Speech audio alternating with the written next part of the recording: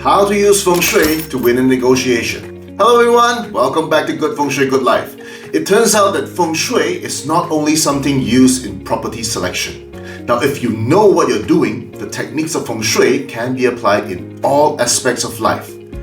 Previously, I've made a video on how to Feng Shui your wallet to attract more wealth.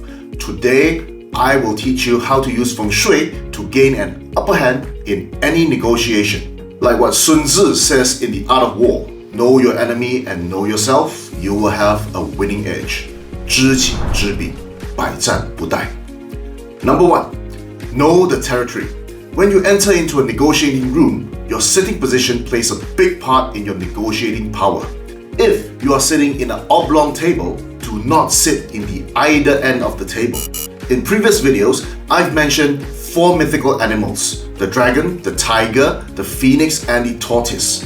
If you are the lead negotiator of the table, you would want to sit in a position where your dragon side, your left side, is slightly stronger than your tiger side. This position. This puts you in a position of power and increases your negotiating leverage. Number 2. Know the enemy. This step requires a little pre-planning. You need a compass to pull this trick off. If you arrive early into a negotiating venue, you can use the power of the 5 elements to give yourself an advantage. Look at this chart. The north is of the water element. The west is of the metal element. Water puts out fire, and metal destroys wood. You will want to sit in the controlling sector and put your opponent at a disadvantage. Face the north sector while your opponent is facing south, or face the west sector while your opponent is facing east to gain an advantage. Number 3. Use the force. This move also requires a little knowledge about the 5 elements. If you're in a losing position in a negotiation, you might want to be able to harness the power of Feng Shui to defend your position. Look at the colors that your opponent is wearing compared to yourself. Is he or she wearing a controlling color over yourself? If my opponent is wearing red and I'm wearing white, fire controls metal.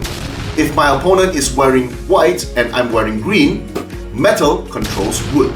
This means the opponent has control over us. How do we counter this? We use the element next to your opponent's element.